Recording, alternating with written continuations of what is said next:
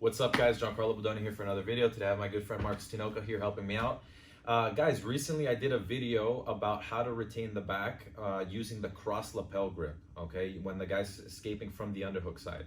So if you haven't seen that video, make sure to check it out after this one. And I really want to emphasize this idea of when you get to a good position, guys, you have to do your best to not lose the position. A lot of times people get to a really good position and they get too excited and they start losing the position, trying to submit right away, or maybe the training partner goes to escape and they feel like they're losing the position, and instead of trying to keep it or try to retain it, we go and try to transition to something else. So I want to show you guys a drill that I used to do from the back. So when your training partner starts to lose the back, or when your training partner starts to escape the back, how not to lose it. Okay, so it's a really simple drill, and you're gonna start on our training partner's back over here, and we do it. It doesn't matter what side we're gonna be on. So I'm gonna have the seatbelt. I have an underhook side, and I have and the side that I have my arm over the shoulder.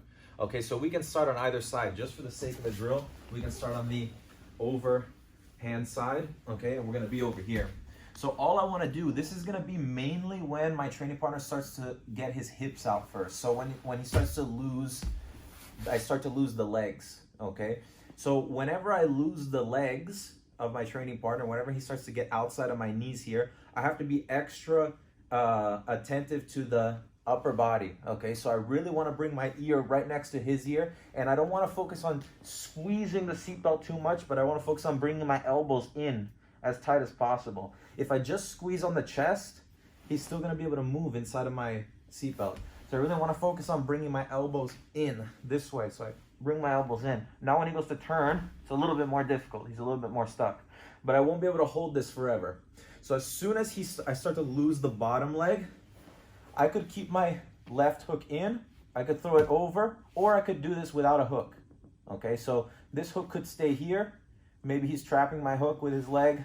Okay, or if it was free, maybe I could step over, or if both hooks came out, it's not a big deal. Okay, the key is I'm going to focus on the upper body.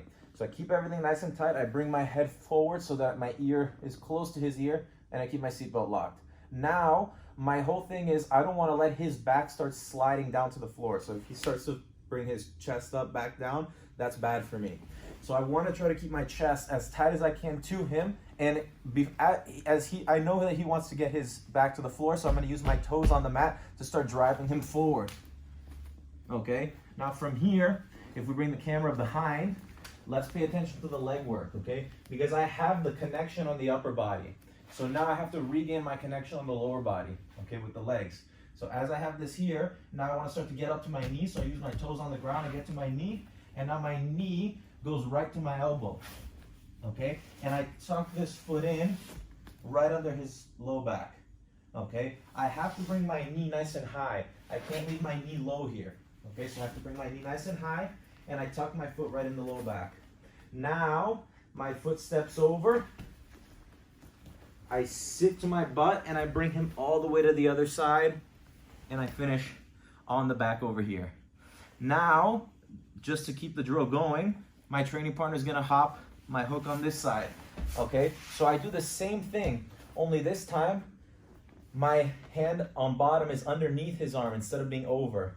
So I have to keep my head on the same side close to him, and now to get up, it's a little bit harder, but we have to really use my forearm to move his head. So watch how I drive off my toes. I use my forearm to move his head, and I'm gonna bring my knee to the floor here, okay? Now from here, do the same thing. I drive, I step over, my knee goes right to my elbow, and I tuck the foot in, okay? Now as I drive into him, I know he's gonna wanna push back into me, so I just roll under him, and I bring him to the opposite side, and then we're back where we started. He's gonna hop the foot again, and we keep the whole thing going. I come up to my knee, I tuck the foot, step over, bring him back. He hops the leg again. We come up, bring my foot hook in, and I really want to drive into him to force him coming back into me so I can use the momentum to drag him through. Comes out, he hops it, and we keep doing this for 1 minute, 2 minute rounds. You can do it for reps. And I bring him all the way through. Couple of details that are important, or a couple common mistakes that I see, is that a lot of times when the guy hops the leg and we're in here. I mentioned to you guys about squeezing here. Focus on tucking the elbows, not just pulling on the chest. So tuck the elbows, keep it tight, keep your head tight. Now from here, really want to drive into him. That's another thing. So don't just try to stand up and disconnect. Try to drive everything into him and then get to your knee. Now, the biggest mistake I see a lot of people, beginners, making with this drill is my back leg, okay? Two main mistakes. One, I see people do this. Instead of tucking the foot in, we just open our knee out like this, and then they start sitting back, okay? So one, it's an awkward position. So if you're not flexible, you could hurt your knee here, okay? And two, it's not so effective. So actually what I wanna do is I wanna create a little speed bump here with my shin so that as I drag him back, he rolls right over the leg and I can use my knee to bring it up and then get him to this side, okay? So another mistake that I see people making is that when we get to this position here, one, we have to make sure that we keep that leg tucked in on the low back. But a lot of times what I see people doing is they fall to the shoulder. And when I fall to the shoulder, now he can continue to go to the back escape. Okay, so instead of falling to the shoulder, I want to focus on bringing him to my lap. I bring him to my lap, and then I sit to the opposite side. Okay, and then we keep the drill going, so he's going to go and escape. Same thing goes on the opposite side. We want to bring our knee as high as we can. I drive into him, keep my toe on the floor, bring my knee as high as I can. I can't fall to my shoulder. I got to bring him onto my lap, and then go to the opposite side. All right, guys, so do that for maybe 1 or 2 minute rounds with a training partner before or after class, or you can do it for reps.